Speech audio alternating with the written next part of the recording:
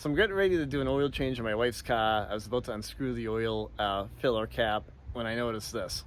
Down here, and I was about to undo the cap, and I saw this big pile of acorns, and these little chipmunks get up and under here, especially where I live in New Hampshire.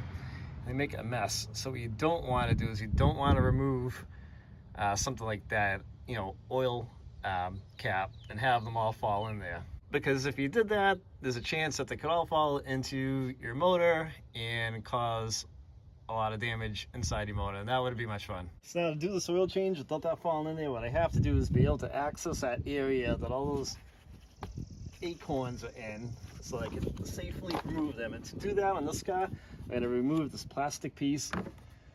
Holy smokes. This is absolutely insane.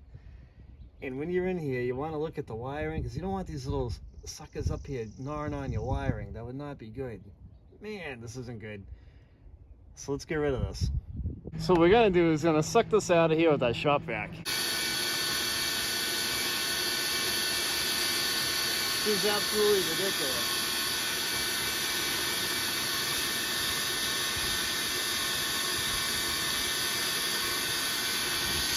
What a disaster.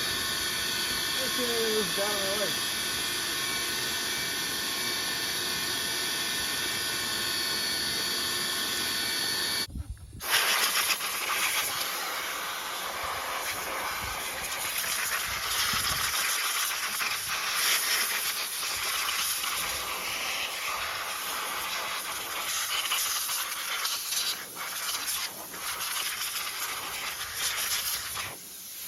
So you really want to get all that stuff out of there. I used a little bit of compressed air from my air hose to get the stuff that the vacuum wouldn't pick up. What you don't want to have happen is you don't want to be doing some engine work at some point in time and have an acorn fall down and like an ignition cylinder hole or something like that, and cause some real damage.